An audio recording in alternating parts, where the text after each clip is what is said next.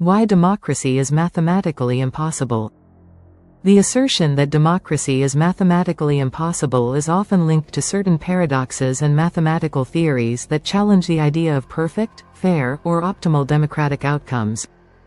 While democracy remains a core system of governance worldwide, the mathematical impossibility arguments are rooted in several areas. 1. Arrow's Impossibility Theorem. Kenneth Arrow's Impossibility Theorem, or Arrow's Paradox, is a cornerstone of this argument. It states that no voting system can simultaneously satisfy all of the following conditions when converting individual preferences into a collective decision. Unrestricted domain. Every possible set of individual preferences is allowed. Non-dictatorship. No single voter possesses overriding power over the others. Pareto efficiency. If everyone prefers one option over another, then the group preference should reflect that. Independence of irrelevant alternatives. The societal preference between any two choices should not be influenced by the introduction or removal of other alternatives.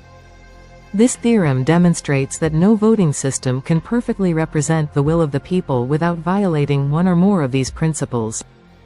Essentially, it proves that it's impossible to design a fair voting system that reflects true democratic ideals in all circumstances, suggesting inherent flaws in democratic decision-making. 2. Condorcet Paradox. The Condorcet Paradox shows that majority preferences can be cyclic, even if individual preferences are not. For example, in a group of 3 voters deciding between 3 options, A, B, and C, it's possible that a majority prefers A to B, a majority prefers B to C, a majority prefers C to A. This paradox highlights the idea that collective preferences can be inconsistent, leading to situations where there is no clear winner. In a democracy, this creates challenges for decision-making and questions the very idea of achieving a true will of the people. 3. Voting paradoxes and strategic voting. Democracies also face issues with strategic voting and voting paradoxes, where individuals may not vote for their true preferences. For instance, in a plurality voting system, people might vote for a candidate they think has a better chance of winning rather than their genuine favorite. This distorts the reflection of the actual popular will, and when aggregated, the results may not reflect the true desires of the electorate. Additionally, systems like first past the post often lead to two-party dominance, where minority voices are squeezed out. More complex systems like ranked choice voting can reduce this issue, but even they are not immune to strategic manipulation. 4. Gibbard-Satterthwaite Theorem. The Gibbard-Satterthwaite Theorem extends the impossibility results of Arrow's theorem by proving that in any non-dictatorial voting system where voters have 3 or more options, there will always be an incentive for strategic voting. This means that voters can sometimes achieve a more favorable outcome by misrepresenting their true preferences. This undermines the basic principle of democracy that voters should express their true choices to reflect the will of the people. 5. Aggregation problems and information overload.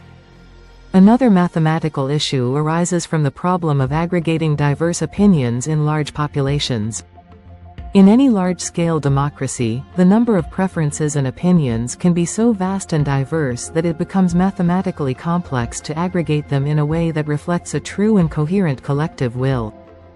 This leads to potential information overload, where key issues get drowned out by less important ones, or where democratic processes become inefficient due to the sheer volume of information that needs to be processed. 6. Tyranny of the majority. Though not a purely mathematical problem, democracy's vulnerability to the tyranny of the majority is another point of contention. The majority's preferences may dominate the system, potentially infringing on the rights of minorities. The balance between majority rule and protecting minority rights is a fundamental tension in democratic theory, and no mathematical system has resolved it perfectly. A theoretical impossibility, yet a practical success. While the above mathematical models show democracy's limitations, they do not render democracy useless or irrelevant. Rather, they expose challenges in achieving a perfect democratic system. In practice, democracies have developed checks and balances to mitigate these theoretical impossibilities, such as constitutional rights, judicial review, and proportional representation. Despite its mathematical challenges, democracy persists as one of the most practical and adaptable systems for representing diverse populations and their interests. If you found value in this video, please give it a thumbs up, like and subscribe to support this channel. Please share across social media platforms to reach a wider audience. How do democracies address the issues raised by Arrow's Impossibility Theorem and other paradoxes in practice? Democracies, while aware of the limitations highlighted by Arrow's Impossibility Theorem and other paradoxes, have developed strategies to mitigate these issues. 1. Compromise and pragmatism. Most democracies accept that no perfect system exists and aim for a practical, workable solution. They use voting systems that balance fairness with feasibility, acknowledging that some compromises, example, between efficiency and inclusiveness, are necessary. 2. Checks and balances. To counteract the effects of majority rule and prevent the dominance of a single group, that is, the tyranny of the majority, democracies implement checks and balances through constitutional protections, independent judiciaries, and federalism. These mechanisms ensure that minority rights and preferences are safeguarded even when majority preferences dominate. 3. Multi-tiered governance. Issues are often handled at different levels, local, regional, and national, to prevent information overload and allow voters to express their preferences in smaller, more manageable settings. This decentralization can dilute the effects of voting paradoxes by addressing problems more locally. 4. Constitutional frameworks. Many democracies operate within a constitutional framework that limits the range of decisions subject to majority voting. Fundamental rights and principles are often excluded from democratic decision-making to prevent the contradictions highlighted by Arrow's theorem from undermining core societal values. Are there any proposed solutions or alternative voting systems that could mitigate the mathematical challenges of democracy? Several alternative voting systems have been proposed to address the limitations of traditional voting systems and to mitigate the challenges raised by Arrow's Impossibility Theorem and other paradoxes. 1. Ranked choice voting, RCV, also known as instant runoff voting. RCV allows voters to rank candidates in order of preference. If no candidate wins a majority outright, the candidate with the fewest votes is eliminated, and their votes are redistributed based on the next preferences until a candidate wins.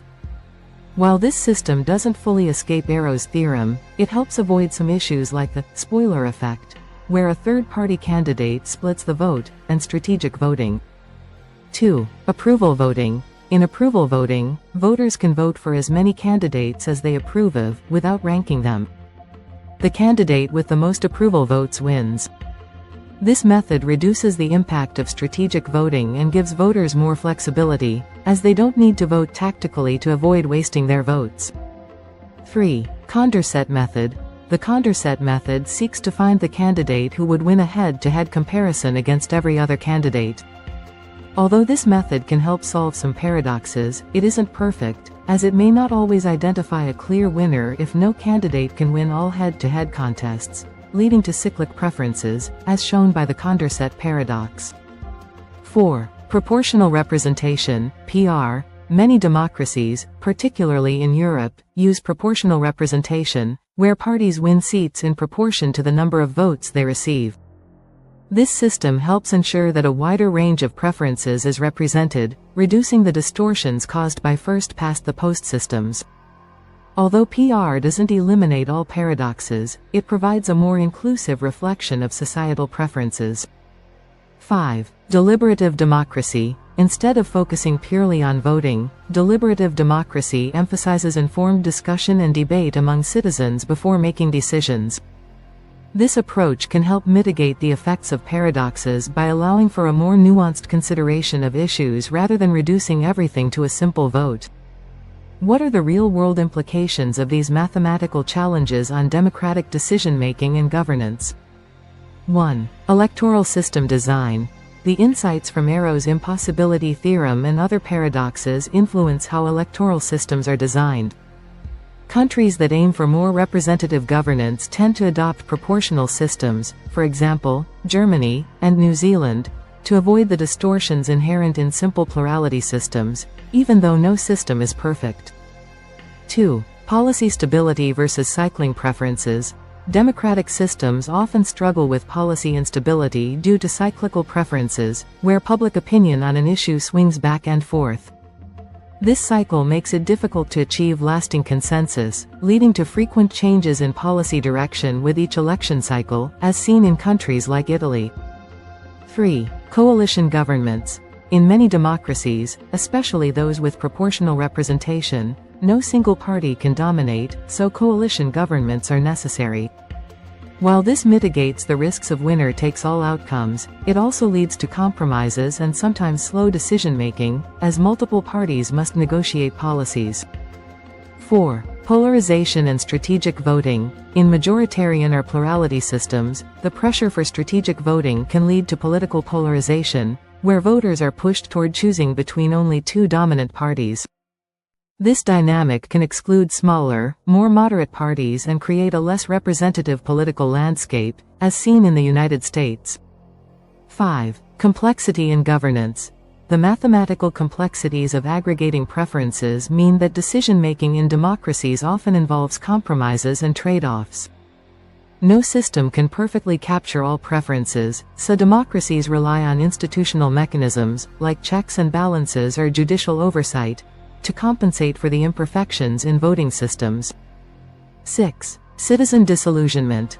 Awareness of these paradoxes and imperfections can lead to public disillusionment with democracy, especially when people feel that their vote doesn't count or that the system doesn't reflect their true preferences. This can manifest in lower voter turnout and a rise in populist movements that promise simpler, more direct forms of decision-making. While the mathematical challenges of democracy, such as Arrow's Impossibility theorem and voting paradoxes, highlight the inherent flaws in any voting system, democracies use a combination of checks and balances, alternative voting systems, and practical compromises to address these issues. These imperfections have real-world implications, affecting the design of electoral systems, the stability of policies, and the nature of governance itself. Despite these challenges, democracy remains adaptable and continues to evolve as societies seek more representative and efficient ways to govern. If you enjoy this video, please give it a thumbs up, like and subscribe to our channel for more self-improvement videos. Comment below to tell us how useful you found this video. Remember to share on various social media platforms to reach a wider audience. Click the notification bell to get notified anytime we post a new video. Thanks for watching, see you in the next video.